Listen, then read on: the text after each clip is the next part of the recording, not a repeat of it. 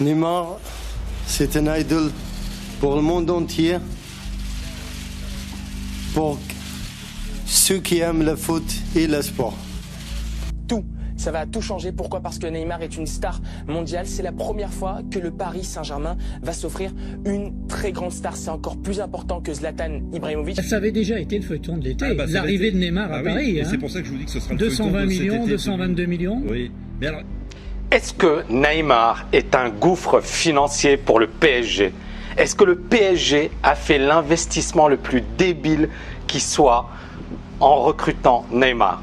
Vous voulez en savoir plus? Suivez-moi.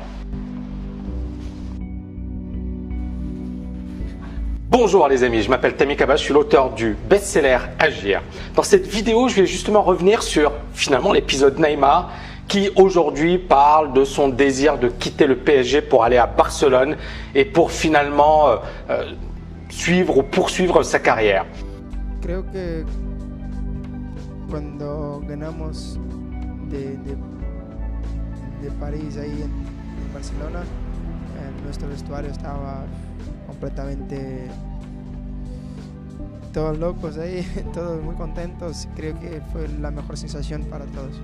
Ce qu'il faut savoir, c'est que beaucoup de gens ont fait les gros titres du Qatar et du PSG, notamment en disant que finalement le PSG a fait un très mauvais choix de recruter Neymar parce que selon les chiffres de Mediapart, et là je vais vous partager les chiffres de Mediapart parce qu'ils sont tout simplement effarants. Alors tout simplement, pour recruter Neymar, il y a eu une clause libératoire, donc pour pouvoir libérer Neymar de 222 millions d'euros. C'est-à-dire que le PSG pouvait acquérir Neymar en payant 222 millions d'euros. Le PSG a également payé des commissions au papa de Neymar de 10 millions d'euros, puis à l'agent numéro 2 Pini Zahavi de 10 700 000 euros. Et il y a également une contribution de solidarité du club formateur de 8 700 000 euros. Donc rien que l'acquisition de Neymar a coûté au PSG 252 millions d'euros, ce qui est tout simplement effarant. Mais on va plus loin. Neymar, il a un salaire annuel de 25,5 millions d'euros. Il a également une prime annuelle de 4,5 millions d'euros. Et le PSG paye les cotisations sociales et les impôts de Neymar qui sont de 24,7 millions d'euros. C'est-à-dire qu'au total, une saison au PSG pour Neymar coûte 54,7 millions d'euros. Et comme Neymar a un contrat sur 5 ans, ça représente 273 millions d'euros. Donc au total, ça représente pour le PSG une somme de 525 millions d'euros. Vous imaginez pour un seul joueur de foot, et le PSG va débourser 525 millions d'euros. Ce sont des chiffres qui défient l'entendement, ce sont des chiffres qui n'ont aucune logique, ce sont des chiffres effectivement que le commun des mortels ne peut pas comprendre. Mais là où je vais véritablement insister, c'est le côté investisseur. C'est-à-dire qu'on oublie que finalement, le Qatar, qui est un pays souverain, qui est un pays également qui est un peu en difficulté récemment sur un plan géopolitique et autres. Riyad et ses alliés estiment que Doha est une menace pour la sécurité régionale.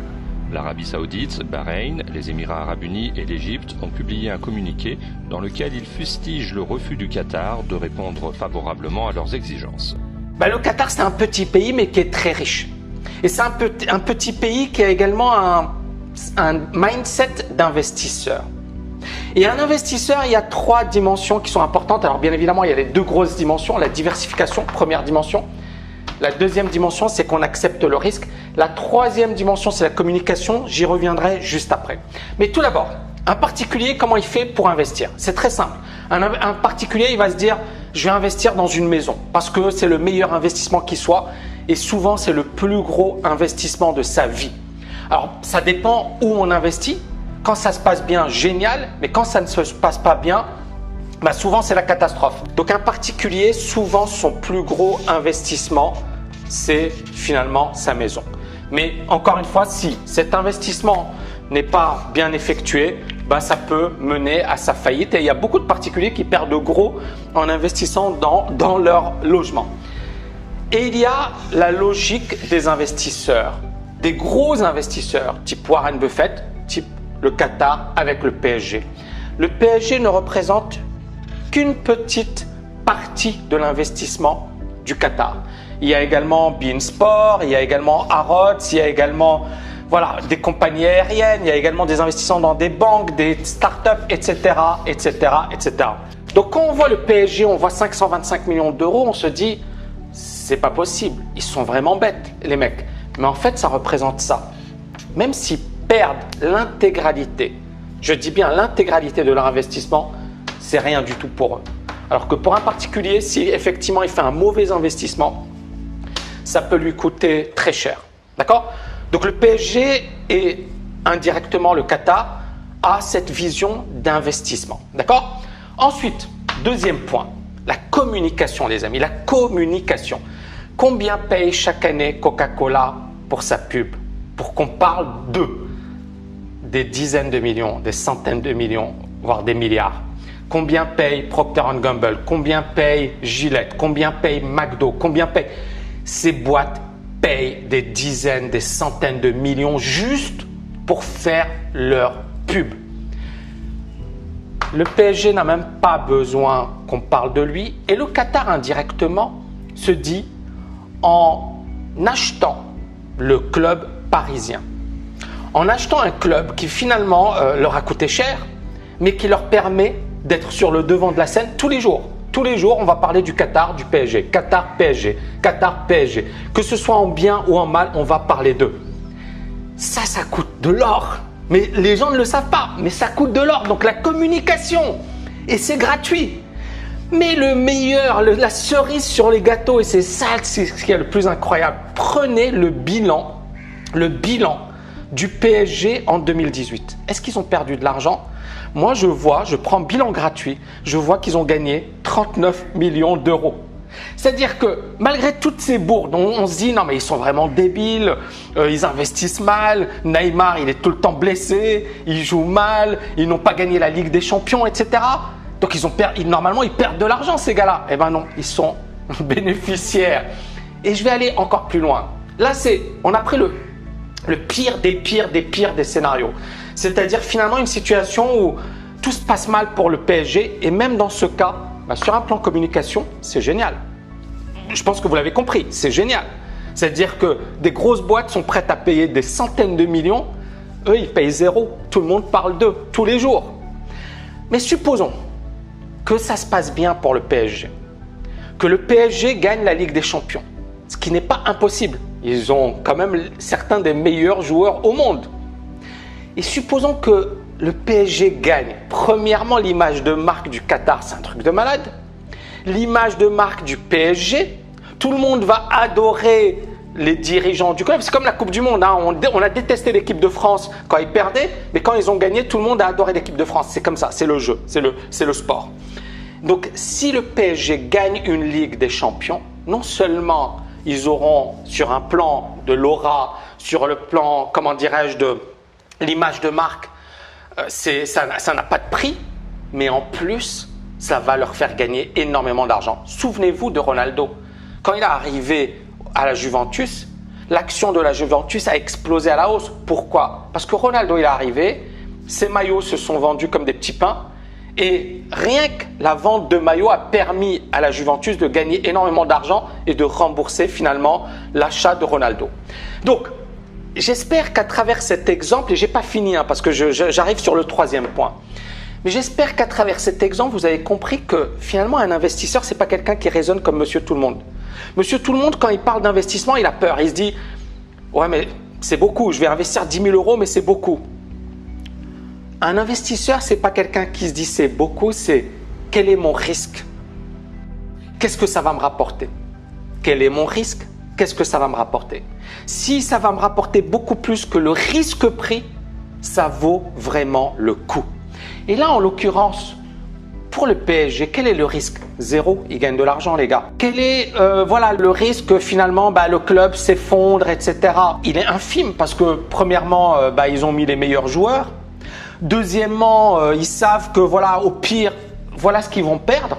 Et encore une fois, je vous dis, les chiffres de 2018, ils ont gagné de l'argent. En 2017, ils ont perdu 6,8 millions d'euros. Mais en 2018, ils ont gagné 39 millions d'euros. Donc au pire des cas, qu'est-ce qui va se passer? Est-ce que ça va être un gouffre financier? Non. Est-ce que le Qatar a déjà gagné de l'argent? Clairement. Parce que sur un plan de communication, tout le monde parle du Qatar. En France, dites-moi, donnez-moi une personne qui n'a jamais entendu parler du Qatar. Alors que c'est un tout petit pays, hein. C'est minuscule, il y a 2 millions d'habitants. Est-ce qu'il y a une seule personne qui n'a pas effectivement parlé de Neymar, de Mbappé, etc. Non, tout le monde en a entendu parler.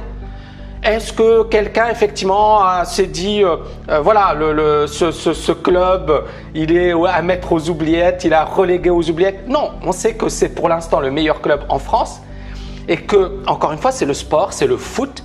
Si ça se passe bien, si tout est… Parce qu'il y a un facteur chance et eux, ils le savent. Et on en arrive à accepter le risque. Dans tout investissement, il y a des paramètres qui nous échappent. Mais si vous n'investissez pas, vous n'aurez jamais de résultat. C'est-à-dire que les personnes qui me disent « Tami, c'est risqué d'investir dans l'immobilier, c'est risqué d'investir en bourse ». Oui, c'est clairement risqué. Et il ne faut pas le faire n'importe comment. Et je vous ai montré que le PSG n'a pas fait les choses à moitié. Mais j'ai envie d'aller plus loin. Mais ils ont pris des risques. Ça, ils auraient pu mettre leur argent en banque, tranquille, avec du 5% de rendement ou 10% de rendement et ils sont super contents, etc. Et beaucoup de gens se disent « Mais franchement, ils sont débiles, les Qataris, de mettre autant d'argent, etc. » Mais là, je pense que vous avez compris et vous avez une autre version des choses. C'est-à-dire, il y a la version des médias qui disent « Ils sont débiles, ils sont stupides, ils perdent de l'argent, leurs joueurs se cassent la gueule, Neymar, c'est le plus mauvais investissement, etc. » Mais tout le monde parle de Neymar. Regardez les réseaux sociaux, regardez Twitter, regardez Instagram, regardez… Aujourd'hui, on est dans une logique de communication, de réseaux sociaux. Et ces clubs l'ont compris et même les joueurs l'ont compris. C'est pour ça qu'ils sont omniprésents sur les réseaux sociaux. Donc pour résumer, pour récapituler les amis. Premièrement, un investisseur c'est quelqu'un qui diversifie, qui n'est pas focalisé sur une seule dimension. C'est pour ça que moi j'insiste beaucoup, que ce soit dans mes formations, dans mes vidéos, sur le fait de ne pas tout miser sur une seule chose, sur sa carrière, sur la bourse, sur l'investissement immobilier, sur le trading, d'accord ? Diversifier. Pourquoi? Parce que peut-être que l'opportunité, elle apparaîtra là où vous vous attendez le moins. La première chose, diversification et bien investir intelligemment. Deuxièmement, bien évidemment, accepter le risque. C'est-à-dire que si vous voulez gagner de l'argent, vous devez à un certain moment prendre des risques. Vous devez prendre des risques. Et la troisième dimension, alors ça ne s'applique pas à monsieur tout le monde, mais ça s'applique au business. Ça s'applique au business. Il n'y a pas de mauvais buzz, il n'y a que du buzz. C'est-à-dire que beaucoup de gens l'ont compris. Il y a quelqu'un qui me disait, qui est assez célèbre, il y a un certain moment, les médias avaient parlé en mal de lui. Mais en fait, sa notoriété a explosé. C'est comme Kate Moss. Elle avait été effectivement virée, je pense, par L'Oréal. Si ma mémoire est bonne, je suis pas très expert de tout ça. Parce qu'elle représentait la marque et elle s'était droguée, etc. Mais son succès a explosé par la suite parce qu'en fait, tout le monde a parlé d'elle. Et en fait, c'est ça ce qui est dingue, c'est que finalement, il n'y a pas de mauvais buzz et ils l'ont compris. Et donc, eux, ils raisonnent en tant que businessman. Et ils savent que même si on parle d'eux en mal, on parle d'eux. D'accord? Et ça, ce sont les leçons qu'il faut retenir. Donc, les amis, abonnez-vous à la chaîne YouTube. Si vous voulez plus de contenu comme ça, n'hésitez pas à me le mettre en commentaire. Encore une fois, on va essayer de partager énormément de valeur dans cette vidéo et dans les prochains jours, prochaines semaines. Abonnez-vous à la chaîne Tami Kaba. Je vous dis à bientôt. Ciao, ciao, ciao. Yes!